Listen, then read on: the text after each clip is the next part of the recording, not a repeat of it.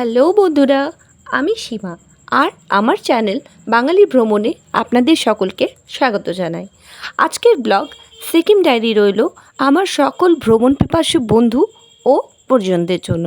সাথে অবশ্যই থাকবে কিছু জানা অজানা তথ্য। তাই ভিডিওটা ফরওয়ার্ড অর স্কিপ না করে সাথে থাকুন। আর ভালো লাগলে অবশ্যই লাইক অ্যান্ড সাবস্ক্রাইব করতে ভুলবেন না যেন। সিকিম এক অপূর্ব সুন্দর স্টেট, যার প্রাকৃতিক সৌন্দর্য থেকে আপনি কিছুতেই চোখ ফেরাতে পারবেন না। তবে কিছু ইম্পর্ট্যান্ট জিনিস মাথায় রাখতে হবে, যেমন এখানকার বেশিরভাগ জার্নি গাড়িতে। তাই যাদের motion sickness or breathing issue আছে তাদের কিন্তু সুটেবল মেডিসিন অবশ্যই সাথে রাখতে হবে। সিকিম ট্যুর প্ল্যান করতে আপনি আপনার ছুটি এবং আপনার বাজেট ওয়াইজ ট্যুর প্যাকেজ নিতে পারেন। তারাই আপনার হোটেলস, ফুড, ভেহিকেলস, ইভেন পারমিটেরও অ্যারেঞ্জমেন্ট করে দেবেন। আর যারা এক্সপ্লোর লাভার তারা বাস, ট্রেন অর এয়ারপোর্টের থ্রু নিজেরাই বেরিয়ে আসতে পারেন এবং পুরো ট্যুরটা নিজেরাই প্ল্যান করতে পারেন। তবে অবশ্যই মনে রাখতে হবে সাথে নিতে হবে voter card and passport size photo, because Nathula pass and 0 পয়েন্টে আপনাকে পারমিট করাতে লাগে, যার জন্য এটা ম্যান্ডেটরি। তবে 5 বছরের নিচের বাচ্চাদের পারমিট পাওয়া যায় না এবং যারা বিলো 18 তাদের জন্য আধার কার্ড অ্যান্ড বার্থ সার্টিফিকেট লাগবে। আমি first day early morning NJP পৌঁছলাম। সেখান থেকে বাই কার পৌঁছে গেলাম সিকিমের ক্যাপিটাল গ্যাংটকে। হোটেলে চেক ইন করে ফ্রেশ হয়ে লাঞ্চ সেরে রেস্ট নিয়ে ইভিনিংয়ে বেরিয়ে গেলাম the famous MG Marg. For me, it's the best place for chilling, shopping and mostly for food lovers.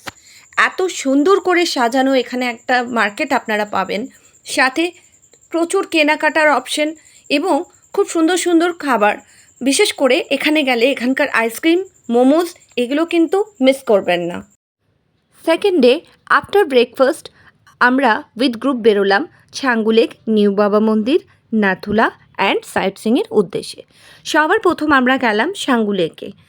অপূর্ব অপূর্ব প্রাকৃতিক দৃশ্য এখানকার, যা আপনার মন অবশ্যই কেড়ে নেবে। সাথে রয়েছে রোপওয়ে, যা আপনি চাইলেই ট্রাই করতে পারেন টিকিট কেটে, অ্যান্ড সাথে ইয়াক রাইডিংও করতে পারেন। আর ফটোজেনিক তো অবশ্যই, so don't miss it. Second আমরা গেলাম ইন্ডিয়া চায়না বর্ডারে। সেখানে আপনি আর্মি ক্যাম্পস দেখতে পাবেন, মিলিটেন্টসদেরও দেখা পাবেন, বাট এখানে ক্যামেরা ক্যাপচারিং স্ট্রিক্টলি প্রহিবিটেড।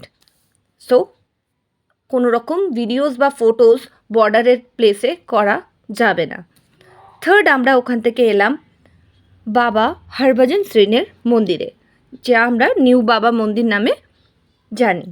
সেখানে বাবা এখনও বিদ্যমান বলে মানা হয় এবং তিনি এখনও সেখানকার সেনাদের স্বপ্নাদেশ দিয়ে গাইড করেন। বলা যেতে পারে তিনি এখনও বর্ডারে রক্ষা করেন। Third day after breakfast group মিলে আমরা বেরোলাম লাচুংয়ের উদ্দেশ্যে। সাইট সিং দেখতে দেখতে আমরা বেশ পৌঁছে গেলাম লাচুংয়ের রাস্তায়। বাট মনে রাখতে হবে যে নর্থ সিকিমে কিন্তু প্লাস্টিক বটলস একদমই অ্যালাউড নেই। আর এটাও সাথে মনে রাখতে হবে, যেহেতু আপনি অনেকটা উচ্চতায় রয়েছেন তাই আপনাকে বেশি থেকে বেশি জল খেতে হবে এবং নিজেকে হাইড্রেট রাখতে হবে।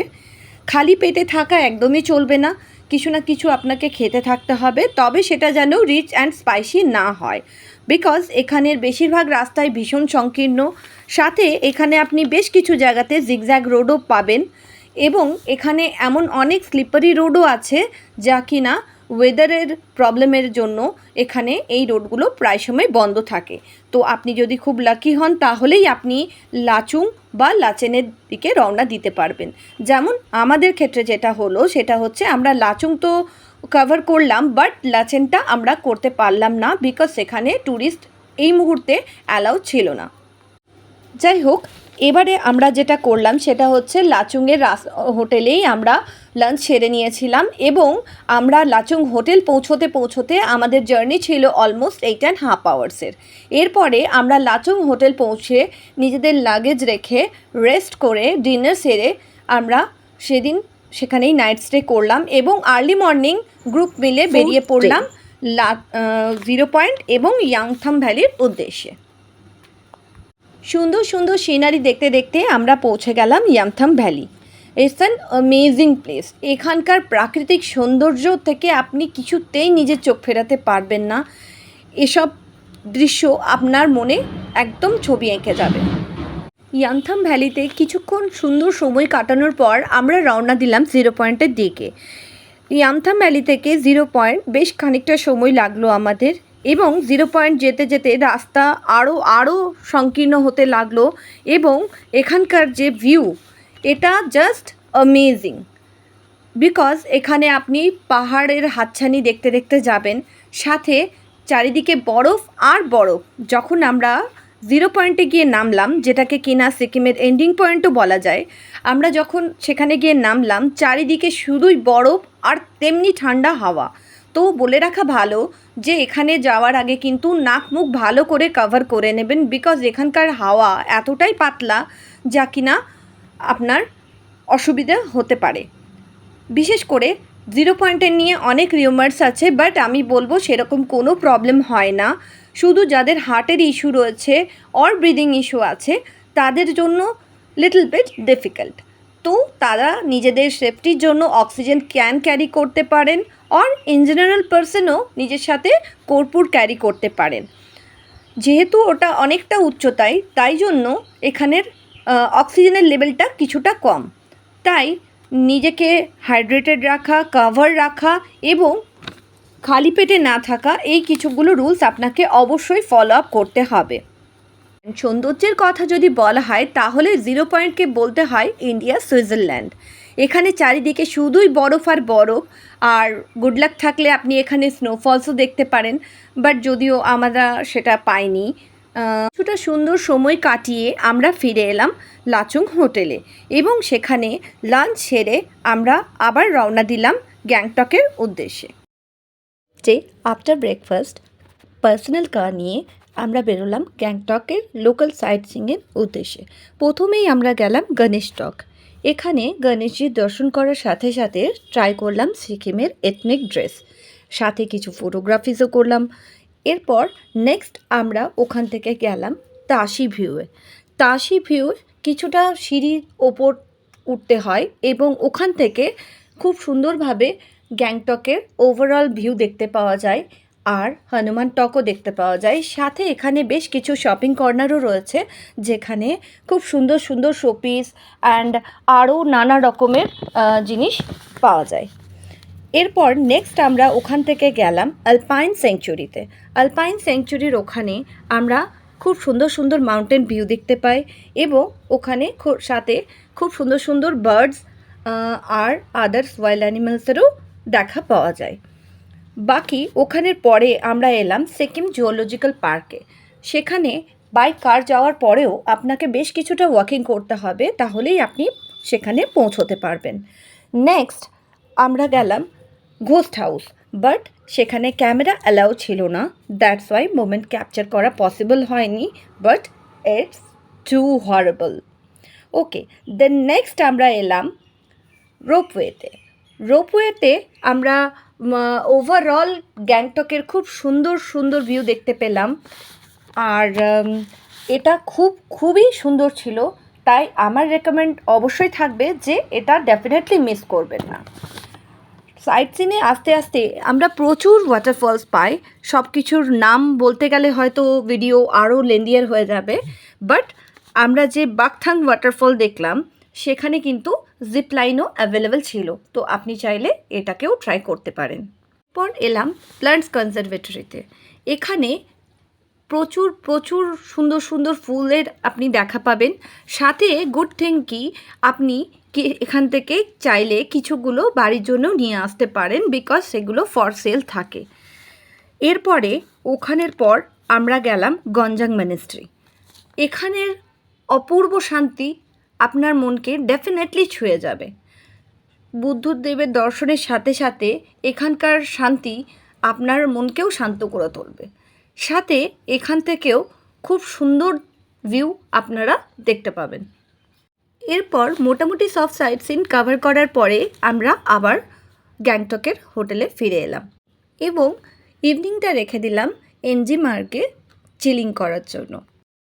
Sixth day after breakfast hotel Gangtok থেকে চেক আউট করলাম সাউথ সিকিম নামচি পেলিংয়ের উদ্দেশ্যে। প্রথমেই আমরা এলাম টেমিটি গার্ডেনে। টেমিটি গার্ডেনের গ্রিনারি আপনার মনকে ডেফিনেটলি ছুঁয়ে যাবে। চারিদিকে শুধু গ্রিন অ্যান্ড গ্রিন। এরপরে ওখান থেকে এসে আমরা ট্রাই করলাম এখানকার চা, বিকজ এখানে চায়ের প্রচুর ভ্যারাইটিস আছে যা আপনারা টেস্টও করতে পারেন এবং বাড়ির জন্য পারচেসও করতে পারেন। সাথে ওনাদের ট্রেডিশনাল ফুডও ট্রাই করলাম। It's yum, so don't miss. পর এলাম চারধামে। মান্যতা আছে যে এই চারধামের দর্শন করলে নাকি জগন্নাথ ধাম, কেদারনাথ, রামেশ্বরম এবং দ্বারকার দর্শন একই সাথে হয়ে যায়। সাথেই 12 জ্যোতির্লিঙ্গেরও দর্শন এখানে সম্ভব। এরপরে তাই পুজো দিয়ে প্রভুর দর্শন করে আমরা এখান থেকে বেরোলাম। বাট বলে রাখি, এখানকার ওয়েদার ভীষণ আনসার্টেন। এই রোদ, এই বৃষ্টি, এই মেঘলা, তার কারণেই কোনো পিকচারই খুব একটা ভালোভাবে ক্লিক করা যায়নি। এরপরে বলে রাখি যে এটা অনেকটা উচ্চতায়, তার কারণেও বেশিরভাগ সময়ই মেঘে আর কুয়াশায় ঢাকা থাকে। চারধামের দর্শনের পরেই আমরা রওনা দিলাম শিরডি সাই মন্দিরের দর্শনের জন্য। এখানে এসে সাই বাবার দর্শন পেলাম। সাথে সাথে এখানকার স্নিগ্ধতা, পরিচ্ছন্নতা ও শান্তি মনকে একদমই ছুঁয়ে গেল। সাই বাবার আশীর্বাদ নেওয়ার পর সেখান থেকে আমরা বেরিয়ে এলাম এবং এলাম আমরা সমুদ্রপসে মনেস্ট্রি। এখানে আমরা লাঞ্চ সেরে নিলাম, তারপরে ঢুকলাম মনেস্ট্রিতে। মনেস্ট্রির এখানে খুব সুন্দর সাজানো গোছানো এক বাগান রয়েছে। সাথে সমুদ্রপসের একটি বড় দেখে স্ট্যাচু আছে যেটা কিনা 45 মিটার টল এবং এখান থেকে খুব সুন্দর ভিউ দেখা যায়। সাথে এখানে আই লাভ নামচি বলেও একটা ফটোজেনিক প্লেসও রয়েছে এবং এখান থেকেও খুব সুন্দর ভিউজ আপনারা দেখতে পারেন। কিছুক্ষণ সময় এখানে কাটানোর পরে আমরা বেরিয়ে গেলাম বুদ্ধ পার্কের জন্য। বুদ্ধ পার্ক রা বাংলার জন্য আমরা রওনা দিলাম। রা বাংলার এখানে এসে যে অপূরূপ মনোরম দৃশ্য দেখলাম তা জাস্ট ওয়ার্ডে এক্সপ্রেস করা যাবে না। বিকজ যেমন সুন্দর তেমনি পরিচ্ছন্ন, তেমনি সাথে এখানে যে হাইয়েস্ট বুদ্ধা স্ট্যাচু আছে সেটা অ্যাপ্রক্স 130 ফিট এবং এখানকার আশেপাশে খুব সুন্দরভাবে সাজানো বাগান এবং ঝর্ণা দিয়ে ভেতরে বুদ্ধ বিরাজমান এবং ওনার হোল লাইফ স্টোরি দেওয়ালে পেন্টিংয়ের মাধ্যমে দেওয়া রয়েছে। সাথেই বুদ্ধ মিউজিয়ামে 1000 বুদ্ধা ডিফারেন্ট যোগে বিদ্যমান। শুধু ইন্ডিয়ানই নয়, আপনি এখানে বাইরের অন্যান্য কান্ট্রি থেকেও অনেক ট্যুরিস্টের সমাগম এখানে দেখতে পাবেন। বিকজ এখানকার শান্তি অসীম। বেশ কিছুটা সময় এখানে কাটিয়ে বুদ্ধদেবের দর্শন করে তার আশীর্বাদ নিয়ে বাইরে খানিকক্ষণ ফটো ক্লিকিং করে আমরা রওনা দিলাম পেলিং হোটেলের উদ্দেশ্যে। খারাপ থাকার জন্য, ওয়েদারের ডিস্টারবেন্সের জন্য আমাদের পেলিং পৌঁছোতে অনেক লেট হয়ে যায়, almost 9:30 PM। 7th day Pelling hotel থেকে আফটার ব্রেকফাস্ট চেক আউট করলাম স্কাইওয়াক, পেমেংস্টে মনেস্ট্রি অ্যান্ড বার্ড পার্কের উদ্দেশ্যে। ফার্স্টে আমরা এলাম skywalk. Is basically glass bridge. এটা পুরোটাই কাঁচের তৈরি এবং এখান থেকে মাউন্টেন ভিউ খুব সুন্দর দেখা যায়। সাথেই যেহেতু এটা গ্লাসের তৈরি তাই আপনি ব্রিজের ওপরে দাঁড়িয়ে নিচে গাড়ি চলাচল খুব ভালোভাবেই দেখতে পারবেন, যেটা কিনা একটা আলাদাই থ্রিল দিয়ে যায়। এরপর স্কাইওয়াকে খানিকক্ষণ ফটোজ অ্যান্ড ভিডিওস নেওয়ার পরে আমরা সেখান থেকে সিঁড়ি চেপে চলে এলাম চেনরিজিক স্ট্যাচুর কাছে। এটা যেহেতু অনেকটাই উচ্চতায় তাই এখান থেকে মেঘেদের এবং পাহাড়ের শৃঙ্গকে খুব সুন্দরভাবে দেখা যায়। এখানটা খুব সুন্দর বাগান দিয়ে সাজানো, সাথে দুটো বড় বড় প্রেয়ার বেলস এবং খুব সুন্দর এক মনেস্ট্রির দর্শন পাওয়া যায়। খানিকক্ষণ সময় সেখানে কাটানোর পরে আমরা বার্ড পার্কের উদ্দেশ্যে রওনা দিলাম। সেটকিউং টুলকু বার্ড পার্ক একদমই মিস করা যাবে না, বিকজ এটা খুব সুন্দর করে সাজানো একটা পার্ক বার্ডসদের জন্য অ্যাকচুয়ালি। তো এটা পাহাড় কেটে রাস্তা বানিয়ে জঙ্গলের মধ্যে দিয়ে একটু ওপরের দিকে, সেখানে পাখিদের খুব সুন্দর থাকার ব্যবস্থা করা আছে, তাদের খেতে দেওয়ার ব্যবস্থা করা আছে এবং তাদের সংরক্ষণের ব্যবস্থা করা আছে। এরপর এলাম পেমায়াংসে মনেস্ট্রি, যেখানে পুরনো সিকিম কালচারকে তুলে ধরা হয়েছে। বুদ্ধদেবের দর্শনের সাথে সাথে এখানে বুদ্ধ লাইব্রেরিও দেখতে পাওয়া যায়, সাথে এখানে মিউজিয়ামও রয়েছে। ইস্ট, নর্থ এবং সাউথ সিকিম কভার করার পর এবার নেক্সট এলো বিদায়বেলা, মানে বাড়ি ফেরার পালা। তাই মুঠোবন্দি ফোনে যতটা সম্ভব সিকিমের মুমেন্ট ক্যাপচার করে বাড়ির পথে রওনা দিলাম। প্রকৃতি প্রেমীদের জন্য এ এক স্বর্গ, তাই ছুটি কাটানোর জন্য সিকিম অবশ্যই একবার ভিজিট করবেন। এখানকার প্রাকৃতিক সৌন্দর্য, মেঘেদের অ্যান্ড পাহাড়েদের হাতছানি আর অপরূপ সব সিনারি আপনার মন অবশ্যই কেড়ে নেবে। সাথে এখানকার স্নিগ্ধতা ও পরিচ্ছন্নতা, এটা তো রইলই। এই ভিডিওর মাধ্যমেই থ্যাংক ইউ জানাতে চাই আমার সমস্ত ভিউয়ার্সদের, এবং যারা আমার এই ট্রিপটাকে এত সুন্দর করে তুলেছে, আমার ট্যুর অ্যান্ড ট্রাভেলস ভাই, তাকেও আমি অনেক থ্যাংক ইউ জানাতে চাই, এবং আমার যারা গ্রুপে ছিলেন তাদেরকেও আমার অনেক থ্যাঙ্কস। সাথে যে ড্রাইভার দাদারা ছিলেন, আরও যে হোটেল স্টাফরা ছিলেন, সবাইকে আমার অনেক থ্যাংক ইউ। তাদের জন্যই আমার এত সুন্দর একটা ট্রিপ কাটলো, যেটা আমার কাছে চিরকাল স্মরণীয় হয়ে থাকবে। Thanks for watching.